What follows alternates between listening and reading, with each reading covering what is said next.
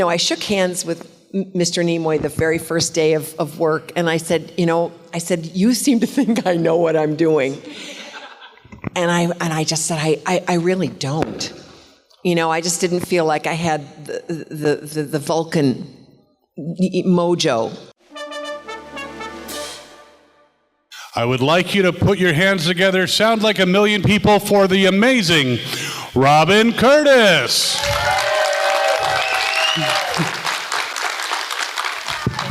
I like that we're an intimate group here, because I'm going to go and get intimate on you.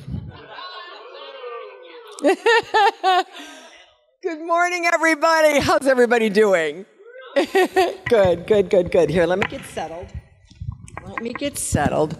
So I got a message that someone who had seen me in the past, right, requested that I do more of my personal material. I promise we'll leave a few minutes at the end for questions and such. But so here's the thing. I came from an extraordinary set of parents. Both my mom and dad were very expressive people, and their letters used to make me cry. They were that beautiful and right to the heart muscle, right? And it's very hard, when you guys ask me, what did you love about Star Trek? Or what's your favorite memory? My family and Star Trek are inextricably linked. My older brother was a Trekkie, and back when the original series was on, he was 12 and I was 10. And so we did watch Star Trek together. Now, my brother was able to absorb all the marvelous, deep, and profound things that Gene Roddenberry was saying in his storytelling. Me, I was focused on the women and Kirk, and that and that underlying sexuality. To be honest, I just found the women to be very erotic, and his attraction to them and fascination with them. I was right there in step with those themes, and drooling on the shag carpet back in the late 60s. But putting that aside, later, I had a mom and dad. Here I go into this highly competitive field, trying to be an actress. And I had a mom and dad, quite unlike other parents. Rather than asking me when was I going to get a real job, and why didn't I consider becoming a teacher, and a parent genuinely concerned about their child's future, productive future, they were supportive as hell.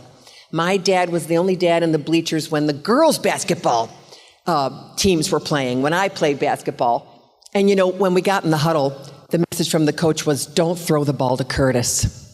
Because I was a bit of a spastic kid, and what I lacked in talent, I made up for in enthusiasm, and I could block a shot really well, but I couldn't dribble to save my life. But anyway, and that's particularly prescient given what's happening now in women's basketball, right? Pretty cool stuff.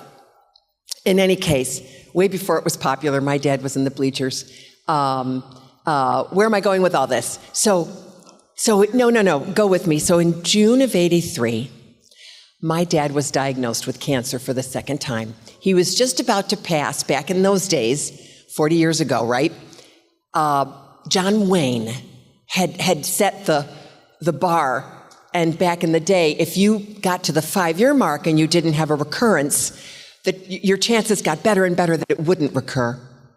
And there my dad was at the 5-year mark, and he was suffering serious headaches. And it was discovered that his lung cancer from 5 years earlier had metastasized to his brain. And so he was having radiation that summer, and I was cast in Star Trek in August of '83. And you cannot imagine, I'm gonna get emotional. You cannot imagine the gift that was when we were in such agony over my father's illness. And it was like a beacon. Really, seriously, guys, it was just like this marvelous, delightful, you couldn't fantasize it any better, distraction from the thing that was just killing us. And so being cast in the film and working in the film, I was particularly impressed and appreciative of Leonard Nimoy because he so reminded me of my father. They were both tall, elegant, classy, well-spoken, smart, warm, funny men. And he knew my dad was fighting cancer. And he was just so dear to me, not just as a director, but as a human being. And then later, I went off to Morocco. My representation at the time convinced this foreign director that I was going to be a big star, and so they cast me in a lead in this foreign movie, and off I went to Morocco in January of '84, February, March, April, May. In fact, I negotiated a week back home with my dad in the middle of the shoot because I wasn't willing to be away from him for that length of time, and I got back to the States in time for the premiere of Star Trek in June of that year, and then my dad lived long enough to see the film, and he passed away in November of '84. So Star Trek and my family, they're just inextricably linked for me. I can't think about it. When you ask me what my favorite thing is, I tell you it's a tough tie. It's a tie between the incredible gift it was at the time it happened, and then all of you and all the years since, and the way it has enriched my life. Again and again and again. I get to travel, I get to come out and play, I get to be with you all. We get to connect, we get to laugh, we get to share our sorrows and our joys, and it just keeps, it's the gift that keeps on giving. And I know for a fact I'm the envy of all my actor friends, that I ever stepped into this world and became a part of this family. I promised, you got to bear with me. I promised that I would share Gene Roddenberry, another quote from the creator, because it's all his fault, right? He said, and I think it's true, because my own grandfather said this. I asked my grandfather once, Huey, do you believe in heaven and hell? And he said, Robin, I think they're both right here on Earth. And so Gene said once upon a time, it seems to me it's likely that heaven's here right now. If you could take life with its pain and misery, where you fail and you sometimes win, and if you package it into a game, people would pay a fortune for this game.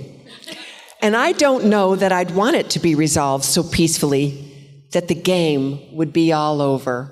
Do we agree with that? Do you agree? Like the joy is worth the agony, is worth the joy, is worth the agony? I do too. Okay, so back to the personal writings.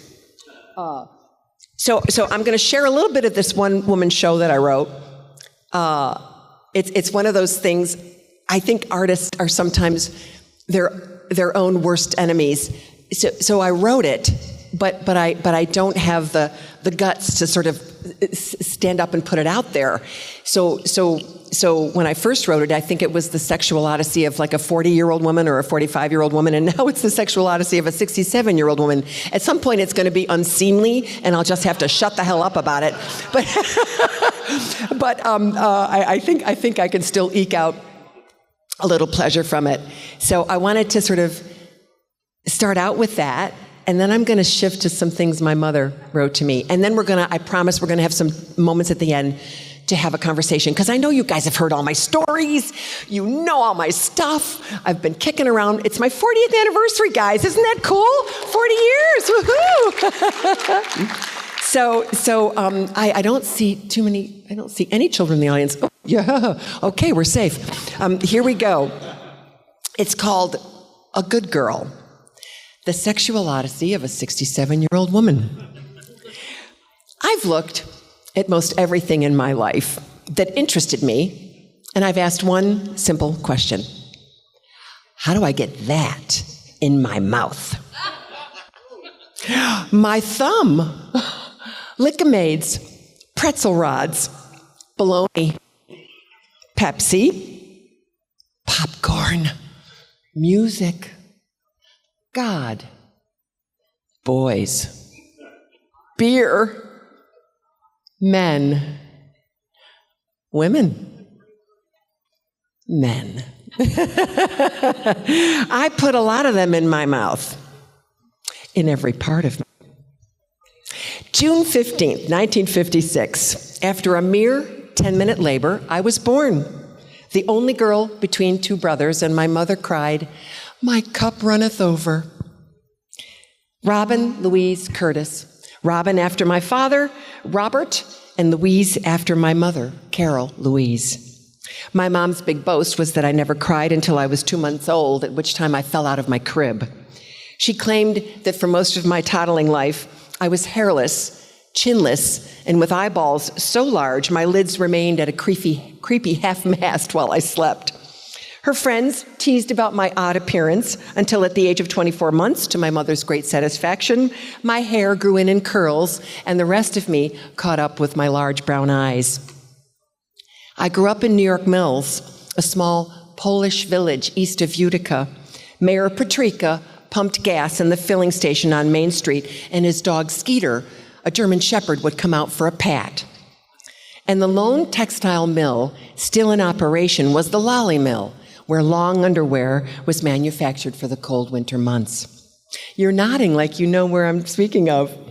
Even the house we lived in was small, a typical 50s ranch with 3 small bedrooms, a living room, an eat-in kitchen, and 1 full bath.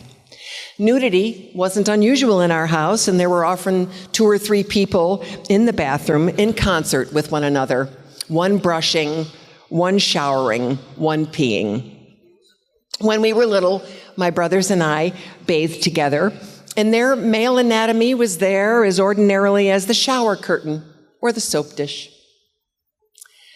Everyone loves Robin. Robin is a good girl. Daddy loves his Robin girl. Mommy loves her Robin. Everyone loves Robin. My mother serenaded me to sleep every night with this original, repetitious lullaby. Over and over again, the comforting words. Everyone loves Robin. Robin is a good girl. And each night, my father his bedtime ritual was to say his prayers with me and to place his kiss in my palm, and he would fold my fingers around it, and then I would place my kiss in his palm, and he would say goodnight. After they'd gone and I was alone, I would pull all my covers up between my legs, not on me, but scrunched between my thighs. Ooh, I had no idea what significance this pleasurable pastime held. I just lie there, tugging the sheets, blankets, and chenille bedspread more tightly when they lost their snugness.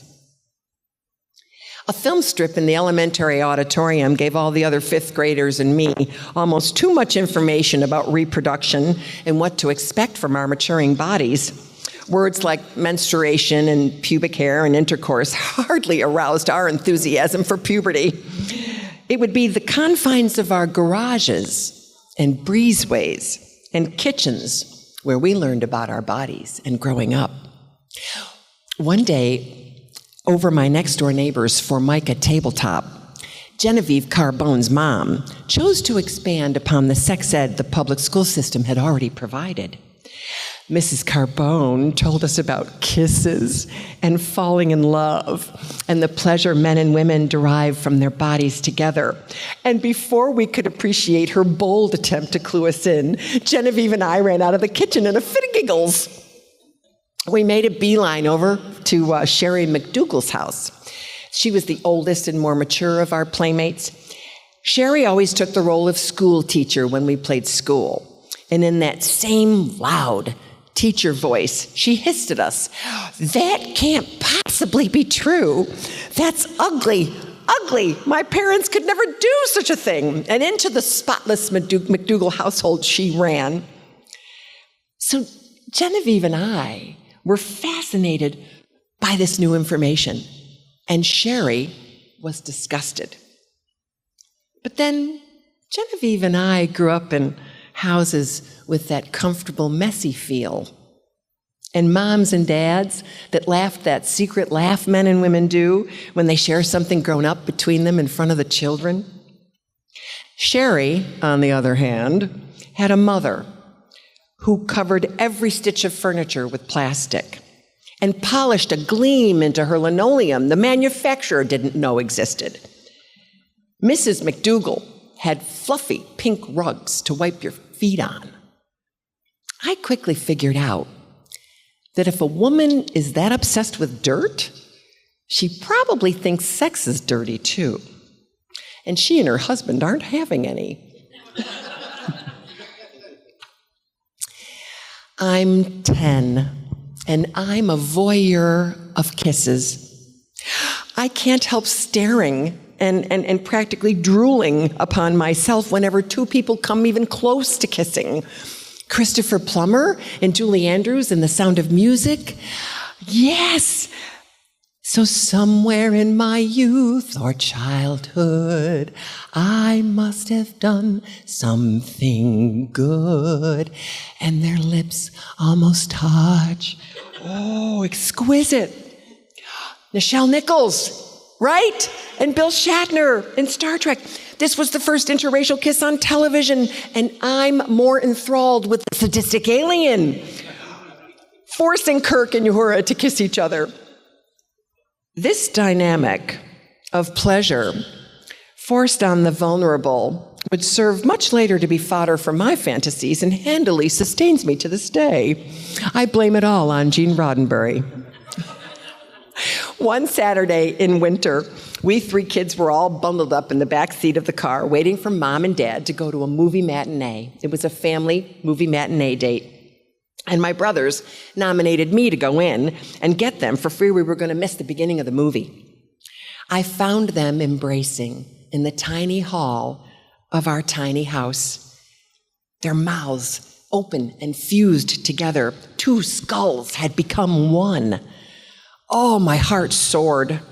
Mom often said, the greatest gift a father can give his children is to love their mother. For me, this kiss was all the gift I needed. I wouldn't kiss this way for the first time until I was 15. I practiced my first kisses alone, pressing my lips to my forearm. I bought Young Love and Young Romance comics at the Sundry Shop on Main Street, ogling the cartoon lovers and their hot teenage escapades. I explored the darker curiosities of my budding sexuality just houses away at Joanne Green's house, where you could find stacks of Mr. Green's nudie subscriptions and other X-rated material in their garage.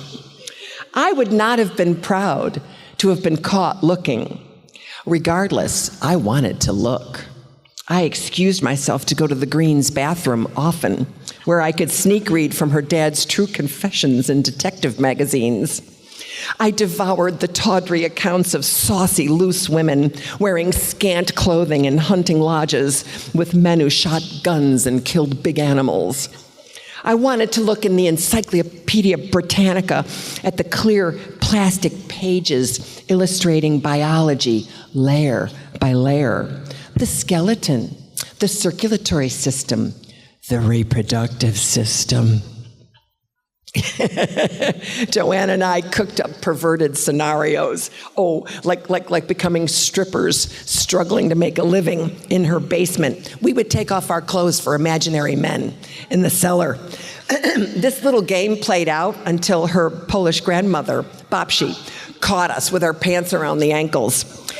We were sufficiently humiliated to never do that again. Back in those days, guys, full breast augmentation ads were everywhere. And she and I were riveted. Desperate for our bodies to catch up to our vivid imaginations, Joanne and I rubbed magic creams on our flat breasts, believing it would encourage them to grow. I worried if Joanne shared our private exploits around the playground at school, kids might think there was an unhealthy bond between us. I swore her to secrecy, making her cross her heart and hope to die. When junior high began, My lack of breast development became a matter of life and death. The first day of 7th grade, the gym teacher announced she sent us home with instructions gym uniforms would be handed out the next day, and we'd be expected to shower after each gym class, undress at our lockers, and march nude to the shower stalls. I was the only girl in 7th grade other than Patty Lewicki who still wore undershirts. Oh, the shame. That evening, in between my hysterical sobs, my mother coaxed the truth out of me, and as any good mother would, she got me to Sears before they closed. And although I had absolutely nothing to keep it in place but the elastic straps, off I trotted to school the next morning, my pride and my very first AAA bra intact. All right, now I'm going to stop there. I hate to leave you all on the cliff, but now it's time to shift the gears a little bit. And I want to share my mother. How are we doing for time? Oh, we're good. We're good. So, like I said, I saved everything, and I even have the original. So my mom and dad the habit in our little house was to leave a note in the kitchen cabinet. So you would come in to the garage and then directly go into the house from the garage, and right there was a kitchen cabinet, and we would leave notes, and that's where we would update each other to the days on, that was our version of texting back then, right?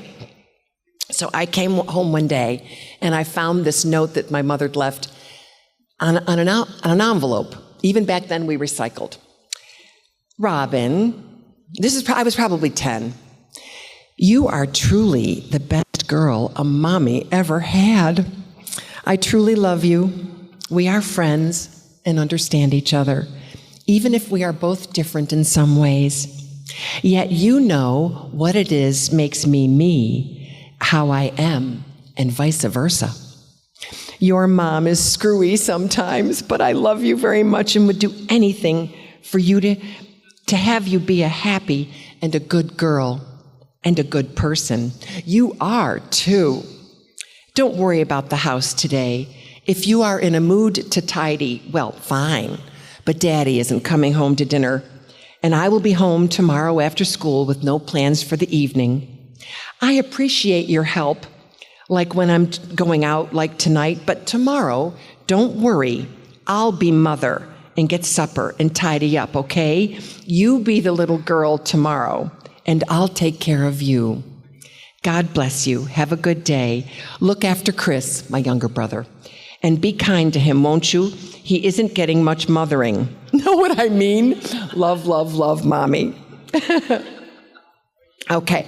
Now we're doing a time warp, okay? And we're going to the time I had just finished shooting Star Trek III that fall in early winter. And there was a gentleman that I was dating, and my dad, as I told you, was battling cancer. And at this point now, guys, it's like Christmas 1983, and he's far less robust and thin, back in those days, and I know it's still true today, but back in those days, the chemo was particularly punishing and worse than the actual, symptoms of the cancer.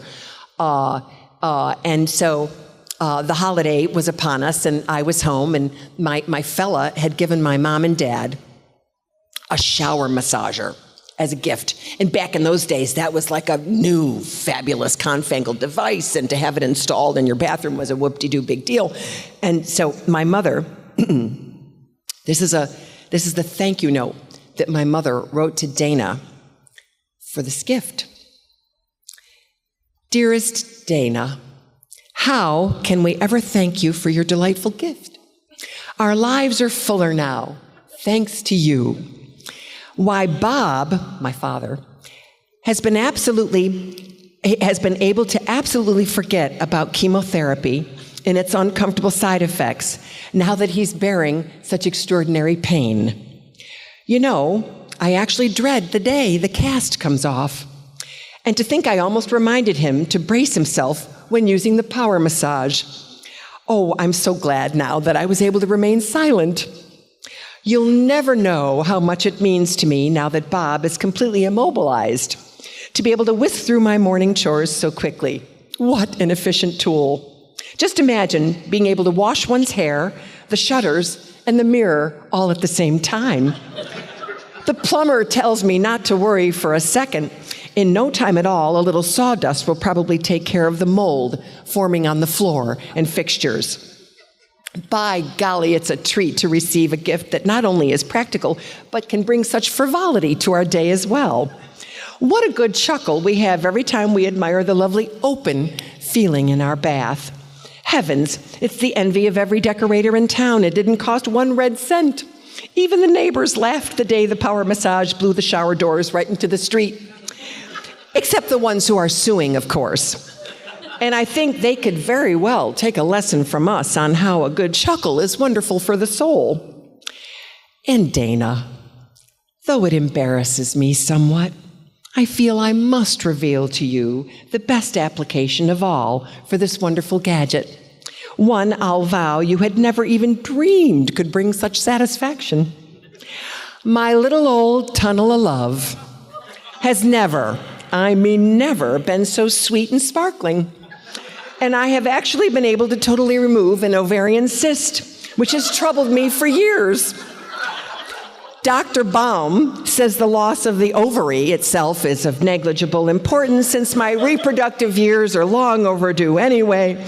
And unless the ovary has attached itself permanently to my esophagus, I ought to be able to retain solid foods in just a few weeks. Dana, Bob and I both agree that you're certainly a sport if there ever was one. A real spook. Cross out sport. So my mother sent this letter to me later in time. I actually found the original, but she also found her notes, and she says her comment much later in time. You know, Robin, it's incredible to me now that I could exhibit such humor, albeit sick humor, when Dad was in such a bad shape and my future didn't look all that super.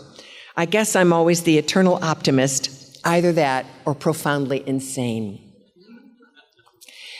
So last but not least, after my father died, I have to tell you, Hospice was there the 2 weeks before he died, and my mother was so grateful that a couple of years later, because they don't allow you to get into the volunteer training program immediately, you have to sort of, experience your own grief period.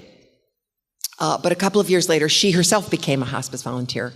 And after she died, I was so excited to find her homework, because you're writing all these deep, profound thoughts about loss and what it's like for yourself and your own life, and what do you envision and those you've lost before. And so this particular worksheet I think is precious, and I wanted to share it with you. So I'm going to indicate with my hand. The sheet sort of gives you a prompt, and then she would answer. So it goes like this. I first experienced death at age 3. My first death experience was the death of, she writes, my great-grandmother. At that time I really don't remember, but I'm told I was held up to look into the casket. In regards to death, I was most curious about, I wanted to touch her. In regard to death, I was most frightened by nothing. What I remember most is that she was 93. Imagine, and danced a jig at 90 and broke her arm. I just remember it as a family gathering, all the aunts and uncles sitting around the front parlor. My first funeral that I attended was for my mother, I think. My memories of the funeral are, my biggest concern was supporting my dad. My first experience with the death of a peer felt like, well, actually, it was the boy who took me to our high school senior prom. I can remember thinking, he died of a heart attack, left a young wife and little ones. I was astounded, and I felt sorry for him and his family. My parents died when I was, my mom died when I was 31, my dad in 1988. Their deaths were significant to me because, tough question to answer on, Each was beloved, and each was special and sorely missed. The most traumatic death loss experience I have had was my husband's, my soulmate, my life's partner. I personally came closest to my own death at age 29, 56, and 59. And that evoked, she writes, at 29, this was when my brother was born 2 months premature, my younger brother. She writes, at 29, I didn't much know how dangerously close I was until much later. At 56, I was too busy with vomiting, diarrhea, and pain to care. At 59, I was too busy trying to breathe to care. But I believe in God. I believe in life. I believe in responsibility and tenderness, in sharing and comforting. We all experience death, like the death of those we love and those we don't really know. Like Jim Henson, how sad, a creative, positive, and productive individual, here today and gone tomorrow. And we will experience our own death at some point. And she writes, unless I am to be the next miracle, question mark, question mark, question mark, smiley face. Please, she writes, please forgive my irreverence. I couldn't, correction, will not get through life without it. What the heck? We're all dying from the time we take our first breath. Oh gosh, you're going to think I have the wrong attitude, and I don't. I'm not crazy or wacko or bizarre either. Let me help, let me laugh, let me teach, let me learn, let me love. Amen. And that's it, guys. Aw, thanks. Yeah, it was requested, and it's hard to pick. I have volumes, and I should tell you, I bought the domain name lettersfrommymother.com, and I probably bought it 10, 12 years ago. And when I started to go back and read, I have so many letters to prepare for you today, I thought I really need to do that, and I hope I can summon the discipline, that it takes to cobble something together, because she wrote the most amazing things to me. When she found out I had tried marijuana for the first time, she wrote this amazing letter about risks in life and temptations and the balance of those things. There just was a lot of wisdom there, and I was so grateful to have it throughout my life. So anyway, let's shift gears. We've got time left. Got quite a few minutes left, actually, so I want to talk about, answer any of your questions. I didn't want to leave a stone unturned, so please feel free to raise your hand. You can tell I'm not shy, so you can pretty much ask me anything. Yes, dear heart. All right. I'm going to get a tissue for a moment. Could you tell us about your shirt? Well, yes, you people have to be the most intelligent, stunning, creative, brave creatures I've ever met. And so someone made this for me. And it's been in my closet for years. And about 4 years ago, I decided, I'm going to start wearing those fabulous T-shirts. I think about an Irma Bombeck saying back in the day, women have a tendency when they're given something really nice, they save it. They put that candle in the drawer, and they put that lovely soap in a drawer, and they put that nice dress, they save it for Sunday. That's the sort of the conditioning that I grew up with, right? Save the nice things for and then you end up, you die, and the candle's in the drawer, and the soap is in the drawer, and the dress hung in the closet, never worn. And so I thought of this as a piece of art, and it never occurred to me to wear it, right? But then I thought, no, I'm going to bring it out to play. So thank you for asking. I wish I could tell you who the artist was. What's it say? It says Chris Avila. So Chris, and it was given to me in 1992. So yeah, 32 years ago. Oh, wow, yeah. Thanks for asking. We have another question over here. First of all, thank you so much for sharing those wonderful personal insights. Oh, thank you. You're welcome. Yeah, I think it takes a lot of courage to write a one-person anything. So, congratulations on that. And it does go on, and I tell all. You'll have to tell us where we can see it. Like a midnight show or something. But I am going to ask a Star Trek question. Please. So we were watching Search for Spock last night, actually, kind of in preparation for this. And I feel like probably the most memorable scene for people when it comes to your character is when you tell Kirk that his son is dead. Oh, yeah. And obviously Star Trek has this strange thing where these scenes often take place over a view screen, right? So I'm assuming you probably weren't on set with Shatner when you were doing that scene, or maybe you were. So that's my question. What was your role in that scene, and how did you guys? Because you're both so great in it. Check. Testing. No. Hello. Can you hear me? You can't hear me. Oh, I'm sorry. What was that? Someone next door is using. Oh, okay. No worries. No worries. No. I so appreciate that there might be some confusion about what was in the room and what wasn't. No, but everything you see in that scene was there, the set and Bill, and I think maybe the thing to share is just that, I shook hands with Mr. Nimoy the very first day of work, and I said, you seem to think I know what I'm doing. And I just said, I really don't. I just didn't feel like I had the Vulcan mojo. I didn't feel like I had a grasp of it. And of course, now that you've been around me a little bit, if anything, I'm an over-emoter. Do you know what I mean? I'm an over-communicator. I'm an over-gesticulator. I talk with my whole body.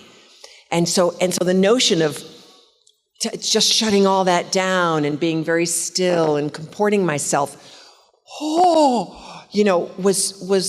almost like a punishment. Do you know what I mean? Because it felt like like I was straitjacketed in some way. But God bless Mr. Nimoy, because he had this way of disarming me, and he promised me that he would take me every step of the way.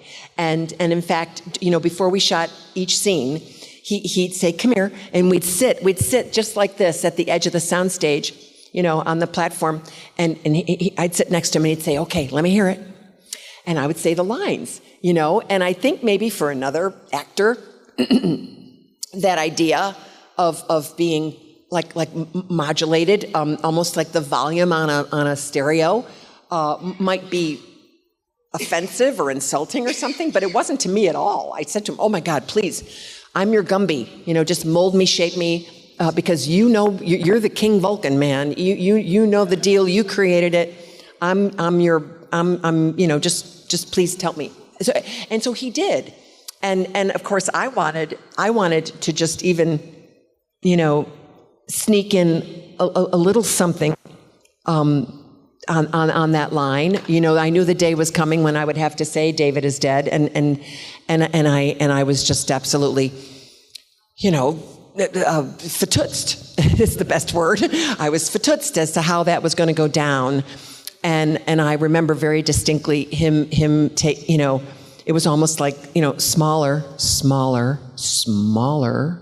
don't breathe. Like he just didn't want any hiccup or hint.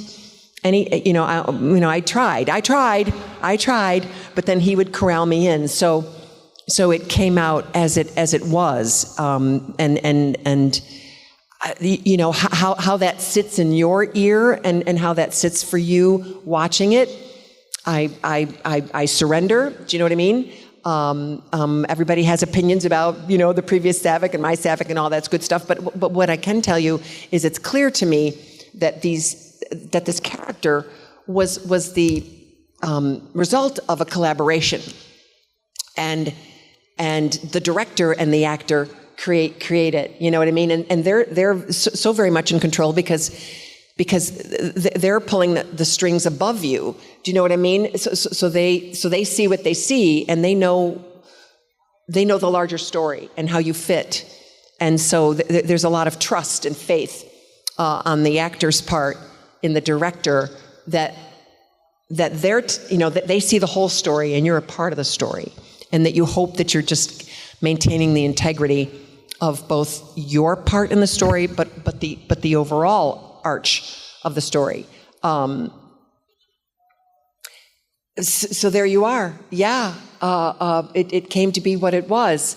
The moment at the end of the film when the question is whether or not Spock has come through the Katra ritual intact, and has he been restored, and does he remember us? And I remember Leonard coming up to me. We were both standing, but he kind of came past one's personal orbit space and was now whispering kind of in my ear, and he said, he said, Robin, how would you feel if you were walking down a New York City street and you should suddenly see someone that, that you were intimate with, a lover again?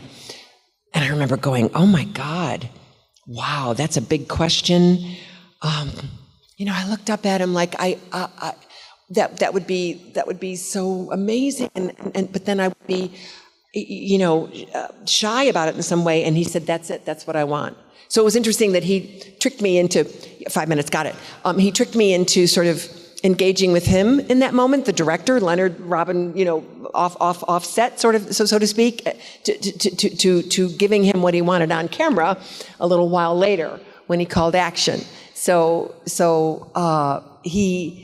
I just found him to be remarkable, guys. I don't mean to go on and on and on and on, but like I said earlier, just a classy gentleman. Of course, this was the first time he was coming out from in front of the camera to be the director, and I thought that the way he handled, the old timers, I say that with affection, total affection, the original cast, and the way he balanced newcomers like myself and Christopher Lloyd, and then Bill, who is a total, separate energy, ball himself, the way he kind of diplomatically, choreographed us all together, I thought was magnificent, and treated everybody with respect and regard and so forth. I just thought he was amazing. Yeah. All right, I think we have time for one more question. Just one more. Oh, come on. You had one, I thought. So sorry. We're going to the back of the room, but we'll come. Go. I was curious to get your take on how you prepare for a scene. So the one that was coming to my mind was Search for Spock, where there's essentially a Ponfar scene. I'm so sorry, I can't barely hear you, baby. Excuse me, I was curious to get your take on your take on preparing for a scene, such as when I'm thinking Search for Spock, where you have the Ponfar scene on Genesis. Right. And because you have there's a lot going on in that scene, where you have essentially what's Spock. Saavik is essentially Spock's mentee, protege, but all of a sudden he's much younger than her, and you also have two different actors playing the role than had established it in the previous film. Yeah. I was curious to get your take on that, what you thought about it. Well, the 2 days I had the most anxiety about were the days that I had to say David is dead, and the day that we had to show her acknowledgement that Ponfar was taking place and she needed to interact with him. And I just remember, again, Leonard Nimoy taking the actor Stephen Manley and I off to a quiet spot on the set, and he shows us for the first time this finger interplay. And I think Stephen and I were both somewhat relieved, because we didn't know what Vulcan foreplay would look like. Are we going to be rubbing elbows? Are we going to be doing a funny bump? Are we going to, have it, touch foreheads? I mean, we just didn't know where that was going to go. And once he showed us these simple gestures, then Stephen and I, as actors, tried very hard, to get past any silliness we might have felt, and I don't think that was hard at all. We were, both of us, very wired into the idea that this is big, this is important, this is intimacy, this deserves the solemnity and the profundity that we can bring, and so he and I just went with it, and I like to think, again, what you see and what you hear, I like to think that we got there. But that was all, again, Leonard Nimoy, and then just Stephen and I trying to be so respectful of this big cultural moment, both for the Vulcan aspect of ourselves, but for the storytelling. And it's kind of fun for me to say, 40 years later, that I did Spock in the cave. So, am I really out of time? I am, aren't I? Yeah, one really fast question if you want. This gentleman right here. Hi, honey. I refuse to believe you're 67. What is your secret? You You're so look sweet. amazing. Well, I don't know. We all get to this age. He's being very complimentary. Thank you. It's funny. So we don't know what's going to befall us, right? Shit starts to fall apart. Knees and hips and backs and such. And I just thank God I don't have any malady at all. But I know my turn's coming. And I, as I said, my dad was dead at 54, my mother at 66. I've already outlived both of them. My dad by a lot, my mom by a little. And so I don't even know whether or not, I'm headed for, some dementia down the line. You know what I mean? We don't know. Our DNA is what our DNA is. But I can tell you this, I discovered pickleball 2 years ago. And no. Oh my God. My sister-in-law would say to me the year before that, they tried to get me out playing for 2 years. I said, no, I have my workouts. I'm good. No, it's, I like my small group because I started a small group of women that work out together. And she said, no, Robin, you don't understand. It's almost as good as sex. And I'm like, no way. Well, way. It is such a dopamine, serotonin, whatever, generator. You have no idea because okay, Kyle says I gotta go. But here's the thing about pickleball. The chemistry never stops changing. It's not like tennis where you make a date with 4 people and you play with those 4 people. You're constantly changing. The winners stay on the court, they split, and 2 people come on. 4 pickleball courts fit on 1 tennis court, so it's manageable. You don't have to be hugely athletic. I've seen people come on the court as wide as they are tall, and they bring it. Don't assume that somebody has a knee brace on or an elbow brace on or whatever the hell they're wearing, that they don't have pickleball cred. Pickleball is great for everybody. It's good for laughs. It's a gas. So please, if I say anything, at least try it and see if you like it. Because you will find a sport you will love your whole life. And kids are coming into it too. So it's not an old fart sport, okay? It's good for everybody. Thank you. Thank you, all of you. Hey there, this is Nolan North, and you are watching Fandom Spotlight. Good for you. Very proud of you. Now go watch more. Oh, and have fun and follow your fandom.